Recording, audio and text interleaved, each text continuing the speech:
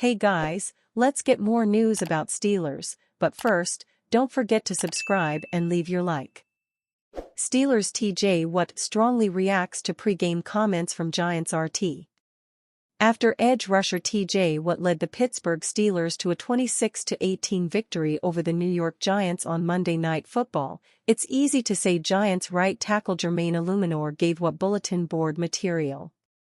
Eluemunor told the media before the Steelers-Giants Week 8 matchup that he wanted to be on an island against Watt. But after the game, Watt made it clear that he didn't need Eluemunor's pre-game comments to be ready to make an impact against New York. "I'm plenty motivated," Watt told the media after the game, via DK Pittsburgh Sports. "I don't need the extra stuff." The Giants gave Eluemunor his wish on October 28, leaving him to block Watt on his own on multiple occasions. But it didn't go as the New York right tackle hoped. Watt made some of his biggest plays of the Monday night matchup when blocked one-on-one versus Eluemunor. One of those plays was a fourth-quarter sack fumble that Watt also recovered. In addition to the sack fumble, Watt finished Week 8 with 7 total tackles, including 2 tackles for loss and 2 quarterback hits. Essentially, Watt said he's already too motivated to be bothered from an opponent's pre-game comments. But that doesn't mean the Steelers' 4-time All-Pro wasn't aware of what Eluemunor said. Watt admitted to the media after Week 8 that he did hear what Eluemunor said about wanting to face him in one-on-one situations. "Oh, yeah, I heard," Watt told reporters, via DK Pittsburgh Sports. "I respect each and every player in the National Football League. They work hard. I feel like I work hard. I'm just trying to make plays when they're presented to me when I get those opportunities. Like you guys have seen, I haven't had a lot of one-on-ones all year. But when I do, I try to make the most of them." More than anything, Watt may have been motivated in Week 8 to avoid a third straight game without a sack. The last time he had a 3-game stretch without a sack was 2018. That didn't happen, though, as Watt posted 2 sacks in the second half versus the Giants. The biggest of which led to Pittsburgh's first takeaway of the night. Watt took the ball away from Giants quarterback Daniel Jones right after Russell Wilson fumbled to give New York possession in Pittsburgh territory. Watt's sack fumble came on 3rd and 7 at the Steelers' 19-yard line with roughly 3 minutes remaining in the fourth quarter. Over the last 4 games, Watt has more forced fumbles, 4, than he has sacks, 3.5. As Watt mentioned to the media, he hasn't received many one-on-one opportunities this season, especially lately. That's a big reason why he came into Week 8 having no sacks the past 2 contests. But Eluemunor apparently wasn't going to shy away from the challenge of blocking Watt even if it meant facing the 2021 Defensive Player of the Year without any help. "I love it. I've been telling you, I'm the most confident guy in this locker room," Eluemunor told the media on October 24. "I think you can see that through my play this year.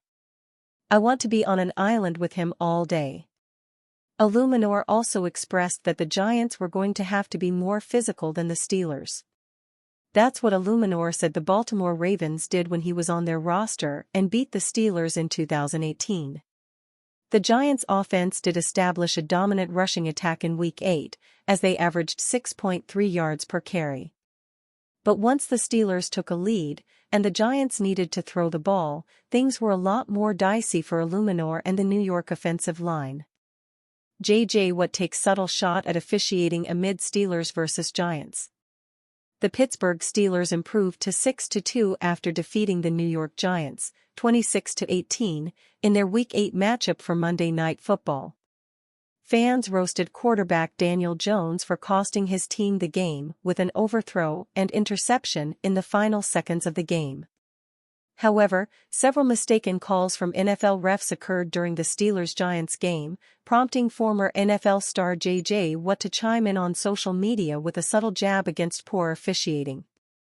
Retweeting his earlier post parodying the popular George Washington skit on Saturday Night Live, Watt commented on the seemingly random rule enforcement from officials game by game.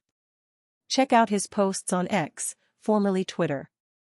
J.J. Watt's shots at NFL refs during the Week 8 Steelers-Giants game concerned the call on roughing the passer, which the officials called on the Steelers' Alex Highsmith after beating Chris Hubbard on a play in the first half.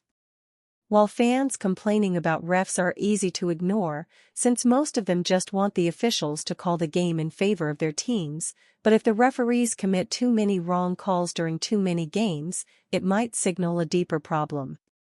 I think the biggest issue is a lack of competent leadership with our officials, which leads to incompetent officiating, said an anonymous general manager via Matt Verderame for Sports Illustrated in a January 2024 report. We need new leadership at the department, a position that is expected to open up after the season, I think.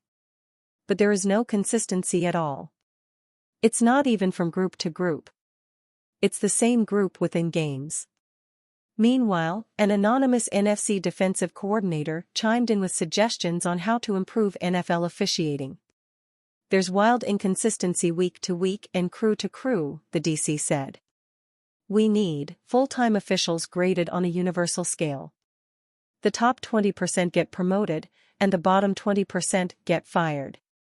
Officiating shouldn't be a hobby. Players quit their part-time jobs 50 years ago. It's time to catch the officiating up. Finally, another DC from the AFC also suggested changes to specific rules and calls. I would make punches to the head and face mask that runners use on defenders, that we glorify as stiff arms, illegal. They are blatant hands to the neck and face area, the DC said. We don't allow defensive linemen to do it to offensive linemen. Possible Steelers WR trade target lights up Pittsburgh defense in Giants loss. The Pittsburgh Steelers saw contributions from Calvin Austin III and Van Jefferson that they had not received in games before their 26-18 win over the New York Giants. However, the Steelers seem likely to be in the market for a wide receiver, even with that news, and they might have seen the best possible target across from them on the other side of the field. Giants wide receiver Darius Slayton lit the Steelers secondary up on Monday. On 7 targets, Slayton hauled in 4 passes for 108 receiving yards, cooking the Steelers' zone coverage and creating explosive plays over the top. With Russell Wilson's deep ball, Slayton's speed and big playability would pop. The Giants reportedly would be willing to move Slayton, who is a free agent after this season. CBS Sports insider Jonathan Jones reported last week that the Giants would be open to trading Slayton. Sources around the league believe the Giants could part with Darius Slayton as the deadline nears, Jones said. Slayton has played well next to Malik Neighbors, but it is unknown if the Giants will decide to extend the veteran wide receiver, who signed a 2-year deal with the team after the expiration of his rookie contract. If he is on the market, expect the Steelers to be involved. And you, fan? What do you think of the situation of Darius Slayton? Leave your opinion in the comments.